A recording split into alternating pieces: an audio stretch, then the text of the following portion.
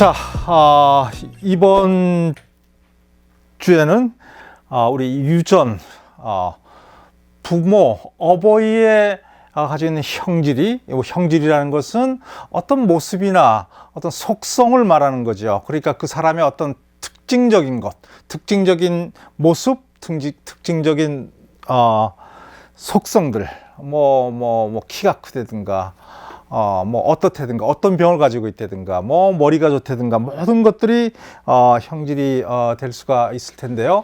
그것들이 자손한테 어떻게 가서 어떤 식으로 표현이 되는지, 발현이 되는지, 혹시 어떤 규칙이 있을런지, 그런 것들을 살펴보는 유전, 현상들을, 우리 공부하겠습니다. 특히 우리 지난 시간에 이 감수분열을 통해서 상동염색체가 갈라지고 이 갈라진서 생겨난 이 감수 이분열에서 생기죠. 우리 이 생식세포들이 자손한테 생식세포가 돼서 생식세포들이 만나서 수정을 해서 자식을 만드니까 우리 감수분열의 결과 그 과정이 우리 유전과는 이 밀접한 이 관계가 있어서 우리 두 장들 간에 상당히 연결성이 깊을 것입니다. 자, 우리 유전은 이런 식으로 강의를 할 텐데요. 우리가 멘델 오늘 얘기를 할 우성과 분류의 법칙, 독립의 법칙 세 가지의 중요한 이 법칙들을 다시 한번 우리 살펴보도록 하고요. 그 다음에 이런 규칙들이 사람에서는 어떤지 살펴보고 우리 최근에 상당히 발전하고 있는 우리 현대 생명과학에서 연구하고 있는 우리 유전학의 내용들을 살펴보도록 하겠습니다. 우리 유전 현상이라는 것은 정말 오랫동안 많은 사람들에게 관심을 갖지 않겠습니까? 옛날 사람들부터 얘는 아버지를 닮았다, 어머니를 닮았다, 할머니를 닮았다, 안 닮았네, 등등 해서 상당히 많은 사람들의 관심일 것입니다. 지금 우리한테도 그렇고요. 우리 엄마가 키 큰데 왜 너는 키가 작니? 라든가 반대로 그러든지 뭐든 하여튼 관심사입니다. 그래서 이 제너레이션들 간에 흘러내리는 이 감수분열을 통해서 생겨난 생식세포가 감으로써 그 안에 유전자가 내려갈 텐데요. 그것들이 어떤 형태로 유전이 돼서 자식에서 그것이 표현이 될지 그거를 살펴보자라는 것이죠. 우리 옛날 오랫동안 수천 년, 수만 년, 수십만 년 이 사람들이 생각하는 것은 대충 혼합설이라는 것을 생각을 했을 것입니다. 어머니나 아버지의 어떤 형질이 대충 섞여서 이 중간에 왔다 갔다 하는 그 정도의 우리 형질이 생겼을 것이다. 키가 큰 사람이랑 작은 사람 결혼을 하면은 중간 크기가 생길 것이다. 등등의 이 혼합설이 이제 많은 사람들에게 생각이 되었었고요. 이런 거의 유전에 대한 어떤 과학적인 그런 알려진 것이 없는 상태에서 이제 1822년도에 태어나서 84년도에 돌아가신 우리 이 멘델이라는 이 분이 이제 유전에 대한 엄청난 그 규칙들, 이 결과들을 살펴보는데요. 우리가 이번 시간에서는 이 사람이 발표한 내용들을 한번 곰씹어 보자라는 얘기입니다.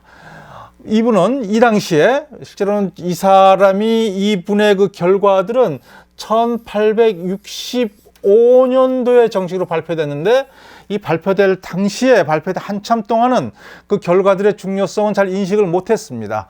그렇지만 30-40년 지난 다음에 나중에 학자들에 의해서 다시 이분의 결과가 재부각이 되고 정말 중요한 결과라는 것이 나중에 알게 됐고요. 지금 우리 많은 현대 과학자들은 이 사람의 연구 결과가 현대 생명과학의 출발점이라고 얘기를 하기도 합니다. 그러니까 아주 중요한 위치에 있는, 더더욱이 우리 이 멘델은 DNA라는 것도 몰랐고요.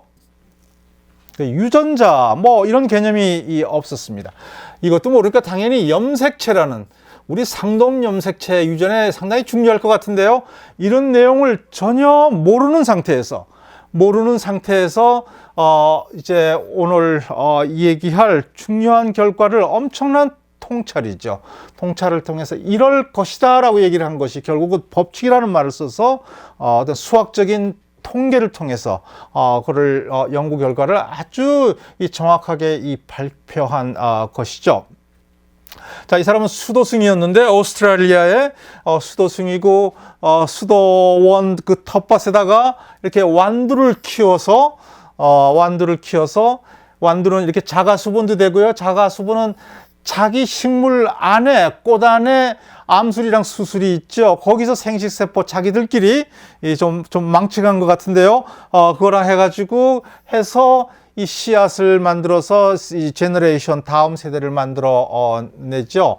보통 식물들이 일반적으로 하는 것은 이 타가수분 해가지고 한쪽에 있는 꽃의 꽃가루가 뭐 바람에 날려오든지 곤충에 날려오든지 해서 다른 꽃에 있는 암술머리에 앉아서 우리 이 메일 피메일 우리 가미트 생식세포랑 여기에 피메일 이렇게 써야죠. 여기서는 메일 가메트가 꽃가루죠. 꽃가루가 날라서 해서 이렇게 하는 것을 타가수분이고요. 그래서 완두 식물은 자가수분, 타가수분 다 가능했기 때문에 연구하기가 아주 좋고요. 세대도 짧고 그다음에 형질 관찰도 쉽고 등등해서 연구로서는 아주 잘 선택된 그런 이 식물 종이었습니다. 자, 이제 이 사람의 연구는 우리 1850년, 60년쯤 돌아가서 자, 이런 연구를 했습니다. 자, 둥근 완두, 주름진 완두, 저는 이번 시간에 주름진 완두를 쭈구리, 둥근 완두를 둥구리, 뭐 이런 것이 왔다 갔다 할 텐데요. 껍데기가 씨앗이 이 주름진, 쭈글쭈글한 것이고, 둥근 것이고요.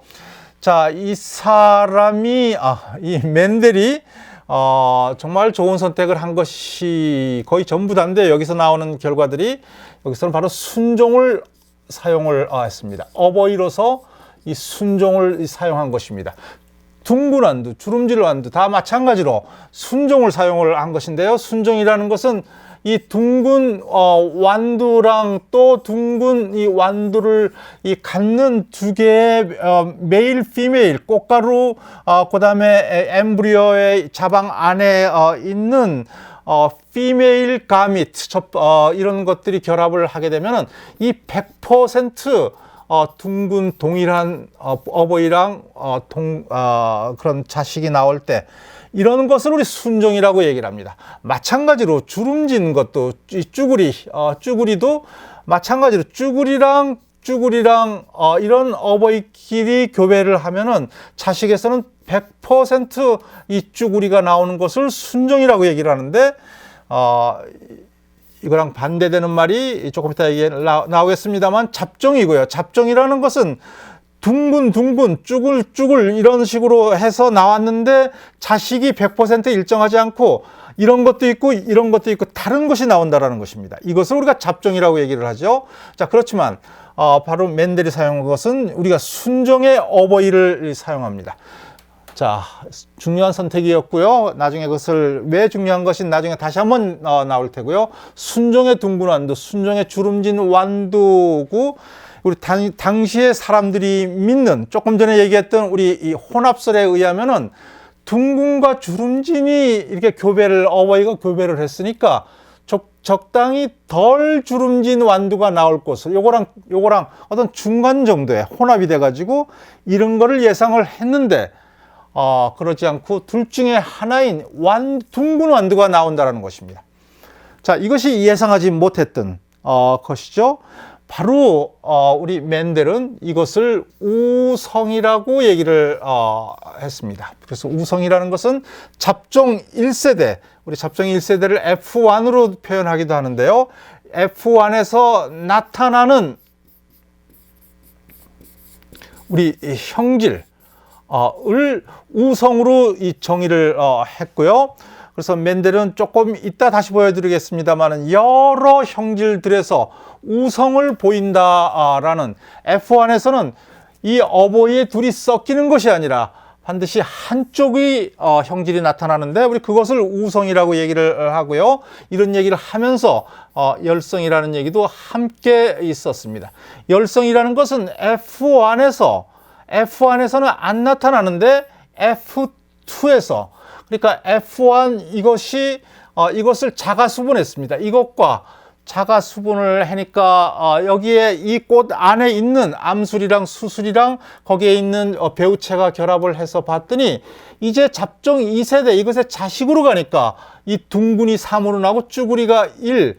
그러니까 어버이에서 보였던 이 쭈구리가 여기서는 안 나오고 잡종 1세대에서는 안 나오고 2대에서 다시 나타나는 것입니다.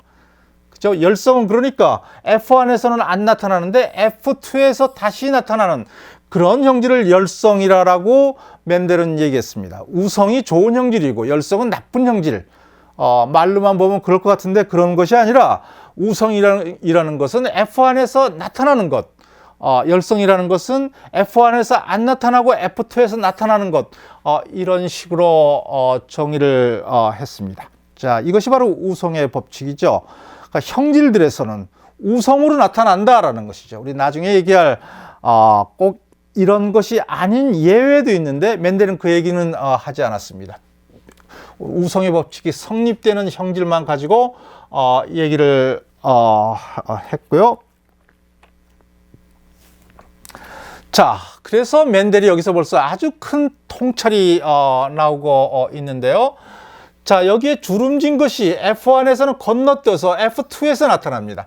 이거를 보고 멘델은 유전 DNA 모르는 염색체도 모르는 그런 멘델이 한 얘기가 유전인자라는 말을 썼습니다. genetic factor 해가지고 보통 factor 인자라는 말은 것은 우리 정확히 모르겠다라는 뭔가 있는데 모르겠다라는 것을 우리가 factor라는 말을 쓰는데요. 유전인자가 있어서 우리가 무엇인지는 모르지만 어버이 세대부터 이 자식 대대로 흘러내려가고 있다라는 것입니다. 무엇인가는 내려가고 있다라는 것이죠. 지금 우리 그것이 뭐겠습니까? DNA죠. 멘델은 그걸 몰랐습니다.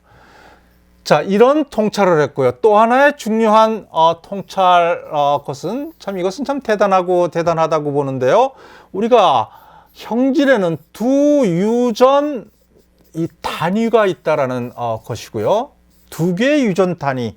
우리 뭐를 짐작할 수가 있겠습니까? 상동염색체를 얘기를 하고 있는 것입니다. 물론 멘델은 몰랐을 때 얘기입니다. 두 유전 단위가 있는데 우성이 나타나는 것은 둥글이랑 쭈구리랑 나타나는 것은 한쪽 단위가 이 다른 쪽 이 단위에 발현되는 것을 이것을 덮어버린다라는 것이 마스킹 우리 갑자기 좋은 단어가 생각이 안 나는데요. 한쪽이 다른 쪽 단위가 발현되는 것을 막아버린다라는 것이 방해를 한다라는 것이죠. 그래서 두 개의 유전 단위가 있다라는 참 이것은 엄청난 통찰인 것 같습니다. 이런 얘기들을 바로 이것을 보면서 얘기를 했습니다. 그래서 멘델은 이제 우성일 경우에는 우성에 관련된 어떤 유전이 인자를 R이든지 뭐든지 대문자로 표시를 하고요. 우성이 아닌 열성에 해당되는 것을 소문자로 이 표시하는 것도 제안을 하게 되었습니다. 자, 이제 이런 중요한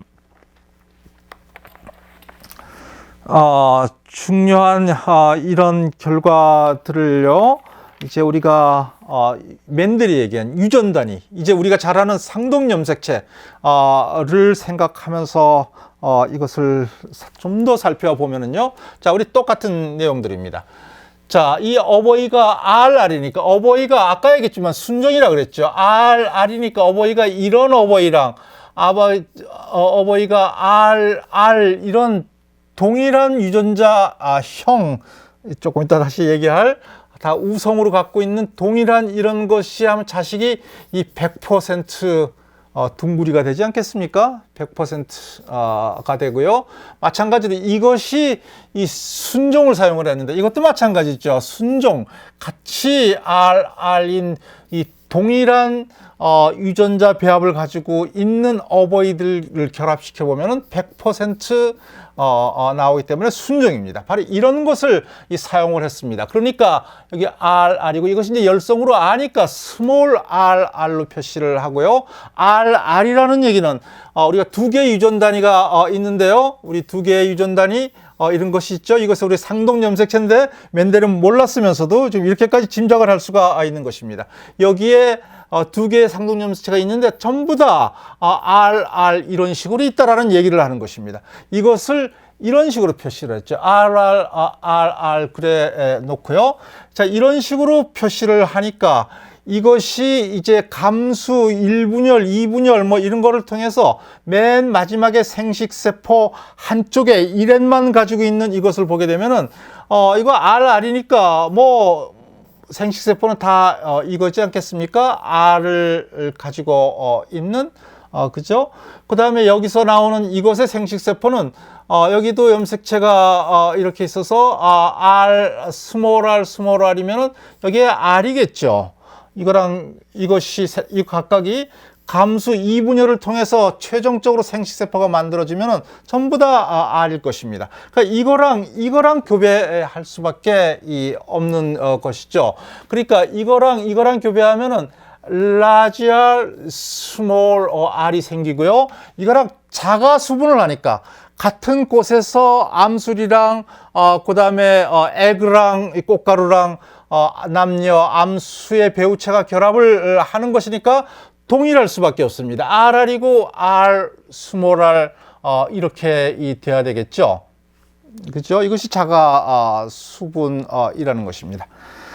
자, 여기서 우리가 이 멘델이 얘기한 이제 F2에 가니까 어버이에서는 안 보이던 어버이에서 보이고 F1에서 안 보이던 이제 쭈구리가 다시 나타나는 것이죠. 이 둥구리는 있고요. 쭈구리가 다시 나타나는 것을 설명을 하면서 두 유전 단위가 있다라는 얘기를 했습니다. 두 유전 단위가 바로 R이 있고 R이 있는 것이고 두 유전 단위가 분리가 돼서 자식한테 전달된다라는 그런 얘기를 했습니다. 자, 두 유전 단위 이것이죠. 두 유전 단위가 이렇게 있고요. 이것을 꽃가루 한쪽 배우체의 두 유전 단위가 생식세포가 large R, small R 있고요. 그 다음에 이것이 자가 수분을 하니까 같은 식물 내에서니까 이 동일한 유전자 배합을 가지고 있어야 되고요. 여기서 난세포는 large R, small R이 되고요. 이것을 우리가 이 퍼넷, 이 사각형이라고 얘기를 합니다. 그래서 우리가 자식들을 분석하기에 아주 좋은 방식이 이런 식으로 하는 것이죠. 그래서 large R, small R, large R, small R 이걸 이런 식으로 교배를 하고요. 또 이런 식으로 교배가 되고, 자, 이것은 전부 다 확률이 50%, 이것이 되길 50%, 이것이 쭉 이제 교배가 돼서 나타난 것인데요. 여기서는 small R 되니까 이렇게 나타나는 것입니다. 자, 이제 이것이 small R이니까 쭈구리가 되고요. 그 다음에 이것은 large R이 있으니까 이 둥구리가 우성의 법칙에 있어서 large R이랑 small R이 있더라도 이것 때문에 우성 형질이 나타난다고 멘델이 얘기를 했죠. 그러니까 이거든지 large R이 있는 이상은 전부 다 둥구리가 되는 것입니다. 그래서 둥구리가 이 쭈구리랑 는 3대 1로 되는 것입니다. 그죠? 3대 1로 되고요. 우리가 이때 아주 중요한 용어들이 바로 표현형이라는 말을 쓰고요. 이 피노타입 이런 말을 쓰는데, 표현형은 나타나는 형질이죠. 둥근 것이 3개고 이 쭈구리가 하나고, 실은 멘델은 이것을 텃밭에서 많이 심었기 때문에 몇백 대 뭐 150 뭐 등등 해가지고 3대 1을 추적을 해놨는데 우리 그런 것은 빼고 그저 결과만 잠깐 얘기를 하게 되면은 이 통계 처리를 해가지고요 이 3대 1로 나타난 것입니다. 그 다음에 실제로는 여기는 요것은 large r이면서 둥글고요. 그 다음에 large r, small r이면서 둥글고, 그 다음에 small r이면서 쭈구리 이렇게 되는데요. 이것은 같은 둥글이라도, 같은 표현형은 둥글이라도 실제로 이곳에 나오는 우리 유전인자로 우리가 말할 수가 있는데요. 그것은 이 다른 것입니다. 이거랑 이 다른 것이죠. 그래서 이것을 우리가 유전자형이라고 얘기를 합니다. 그러니까 표현형은 같아도 유전자형은 다를 수가 있고요. 그래서 이거랑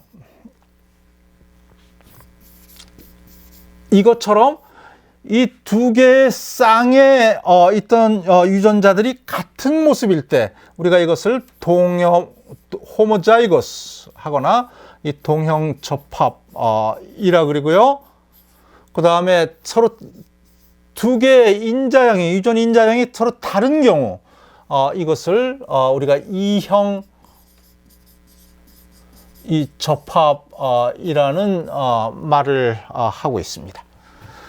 자, 우리가 여기서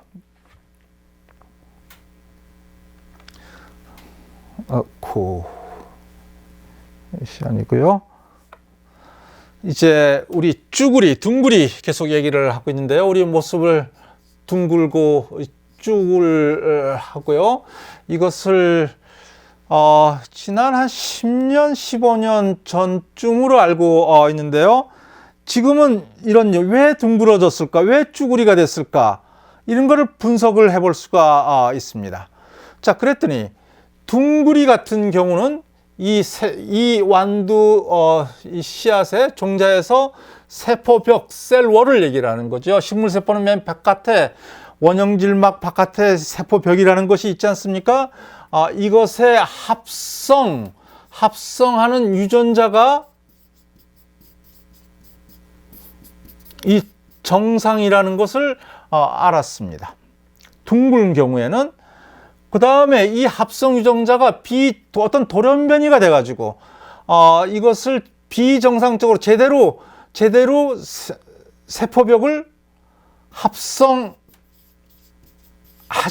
못하는 이것이 쭈구리가 되는 것을 알았습니다.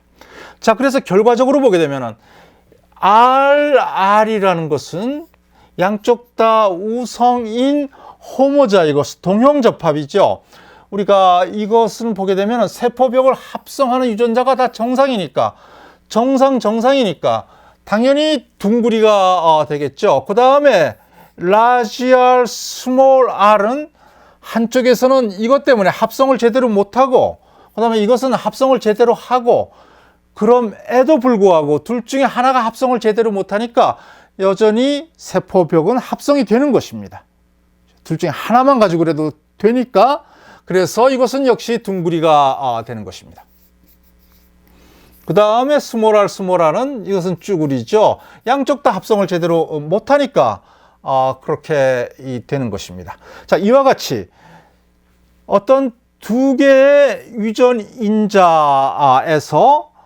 한쪽이 망가지더라도 돌연변이가 되더라도 이것은 결국은 둥구리로서 이렇게 돌연변이가 안 된 녀석이랑 같은 형질이 나올 수 있다라는 것을 우리가 알게 되는 것입니다. 많은 경우가 돌연변이가 돼서 있습니다만은 모든 우성에서 돌연변이가 돼서 열성에서 돌연변이가 돼서 그런 건 아닙니다. 이 둘 간의 상호관계가 상당히 복잡하고 다양합니다만은 우리가 이런 예들은 아주 우리가 간략하게 설명하기 좋은 한 가지 예에 지나지 않는다라는 것을 여러분들 아셔야 됩니다. 자, 그렇기 때문에 이제 우리 이제 상동염색체가 이제 얘기가 할 수가 있습니다. 상동염색체가 있어서 상동염색체는 이것이 같은 유전자 지역에 우리 지난 시간에 얘기하지 않았습니까? 같은 상동염색체는 염기 서열이 반드시 같을 필요도 없고 상당히 많이 다르다라고 얘기를 했습니다. 그렇지만 상동염색체의 같은 지역에서는 어떤 같은 버전, 같은 종류의 유전자를 만드는 그런 지역은 같은 것이죠. 그러니까 여기는 같이 이 세포벽을 합성하는 유전자가 상동염색체이기 때문에 동일한 위치에 있는 것은 맞습니다. 그렇지만 강론에 들어가서 실제로는 이것이 R 돼서 둘 다 돌연변이가 되지 않는 정상적으로 되는 것이 있고, 이것은 R이고 이것은 돌연변이가 돼서 열성 형태로 스몰 r로 되는 경우도 있고요. 물론 양쪽처럼 RR이 스몰 RR이 돼서 쭈구리가 되는 이런 배합이 있을 수가 있습니다. 자, 우리 여기서 중요한 용어가 유전학에서 사용되는 것인데요. 우리 상동염색체에 있는 같은 여기에 해당되는 합성하는 유전자, 그러니까 형질을 결정하는 유전자가 강도는 다르더라도 우리가 이것 때 두 개 사이를, 이것의 관계를 우리가 알릴 아니면은 이 대립 인자 아니면은 이제 멘델은 유전자라는 말을 정확히 몰랐기 때문에 인자 이런 말을 썼지만 우리는 대립 인자라는 말 써도 좋고, 그 다음에 이 대립 유전자라는 말을 씁니다. 물론 쭈구리랑 둥구리랑 대립되기 때문에 쭈구리랑 둥구는 우리가 대립 유전자라고 한다, 이 말은 정확하지 않습니다. 어쨌든 간에 하여튼간 두 개의 관계를 같든지 다르든지 대립이 되든 안 되든 간에 우리가 두 개 같은 유전자 지역에 있는 두 개의 관계를 우리가 대립 유전자라고 얘기할 수가 있는 것입니다.